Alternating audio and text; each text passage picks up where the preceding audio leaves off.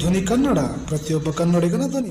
ಇವತ್ತು ಪ್ರತಿಭಟನೆ ಮಾಡ್ತಾ ಇದ್ದಾರೆ ಸರ್. ಬರ ಪರಿಹಾರ ಕೊಡುವಲ್ಲಿ ಕೇಂದ್ರ ಸರ್ಕಾರ ವಿಳಂಬ ಆಗಿದೆ, ಮಲ್ತಾಯಿ ಧೋರಣೆ ಮಾಡ್ತಾ ಇದೆ ಅನ್ನುವಂಥದ್ದು. ನೋಡ್ರಿ, ಕಳೆದ 10 ವರ್ಷದಲ್ಲಿ UPA ಸರ್ಕಾರದ 2 ಪಟ್ಟು ಬರ ಪರಿಹಾರವನ್ನು ಕೊಟ್ಟವರು ನಾವು. ಇವರು ಸರಿಯಾದಂತಹ ದಾಖಲೆಗಳನ್ನ ಸಮಯಕ್ಕೆ ಕೊಡದೇ ಇರೋ ಕಾರಣದಿಂದ ಆಗಿದೆ.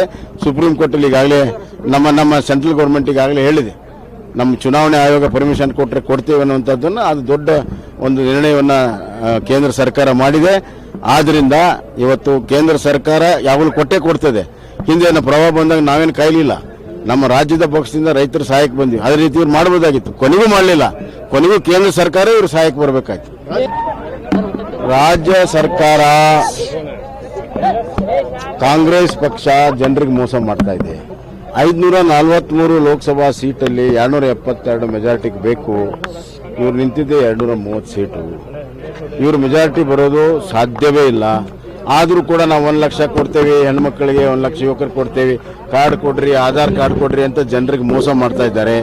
ನಾನು ಜನರಿಗೆ ಕರೆ ಕೊಡ್ತಾ ಇದ್ದೇನೆ, ಇಂಥ ಮೋಸಕ್ಕೆ ಬಲಿಯಾಗಬೇಡಿ. ಅವ್ರ ಅಧಿಕಾರಕ್ಕೆ ಬರೋಕ್ಕೆ ಸಾಧ್ಯ ಇಲ್ಲ. ಬೇಜವಾಬ್ದಾರಿ ಪಕ್ಷ ಬೇಜವಾಬ್ದಾರಿ ಗ್ಯಾರಂಟಿಗಳನ್ನು ಕೊಡ್ತಾ ಇದೆ. ನಾವು ಮೋದಿಯವರು ಕೊಡುವಂಥದ್ದು ಶಾಶ್ವತ ಗ್ಯಾರಂಟಿ. ಇವತ್ತು ಮನೆ ಕಟ್ಕೊಡೋದಾಗ್ಲಿ, ಶೌಚಾಲಯ ನಿರ್ಮಾಣ ಮಾಡೋದಾಗ್ಲಿ ಹೆಣ್ಮಕ್ಳಿಗೆ ಸಹಾಯ ಆಗ್ತಾ ಇದೆ. ಗ್ಯಾಸ್ ಕೊಟ್ಟರೆ ಹೆಣ್ಮಕ್ಳಿಗೆ ಸಹಾಯ ಆಗ್ತಾ ಇದೆ. ಬಡವರಿಗೆ ಅಕ್ಕಿ ಕೊಡ್ತಾ ಇದ್ದೇವೆ. ಬದುಕನ್ನು ಕಟ್ಟುವಂತ ಗ್ಯಾರಂಟಿಯನ್ನ ನರೇಂದ್ರ ಮೋದಿಯವರು ಕೊಡ್ತಾ ಇದ್ದಾರೆ. ಇವತ್ತು ಇವರು ಎಂದೂ ಅಧಿಕಾರಕ್ಕೆ ಬರೋಕ್ಕೆ ಸಾಧ್ಯ ಇಲ್ಲ. ಅಂಥದ್ರಲ್ಲಿ ಗ್ಯಾರಂಟಿಗಳನ್ನು ಕೊಟ್ಟು ಜನರಿಗೆ ಮೋಸ ಮಾಡೋಕ್ಕೆ ಪ್ರಯತ್ನ ಮಾಡ್ತಾರೆ. ಯಾರು ಕೂಡ ವಿಶೇಷವಾಗಿ ತಾಯಂದಿರು ಮೋಸ ಹೋಗಬಾರ್ದು ಅನ್ನುವಂಥ ಕಳಕಳಿ ವಿನಂತಿಯನ್ನು ಮಾಡಿ ಇವತ್ತು ಜನಸಾಗರ ಎಲ್ಲ ಹೋದಲ್ಲೂ ಕೂಡ, ಎಲ್ಲ ಹಳ್ಳಿಯಲ್ಲಿಯೂ ಕೂಡ ಜನ ಬೆಂಬಲ ಕೊಡ್ತಾ ಇರೋದು ನೋಡಿದ್ರೆ ಇಡೀ 28ಕ್ಕೆ 28 ಸೀಟು ಕರ್ನಾಟಕದಲ್ಲಿ ಬಿಜೆಪಿ ಗೆಲ್ತದೆ.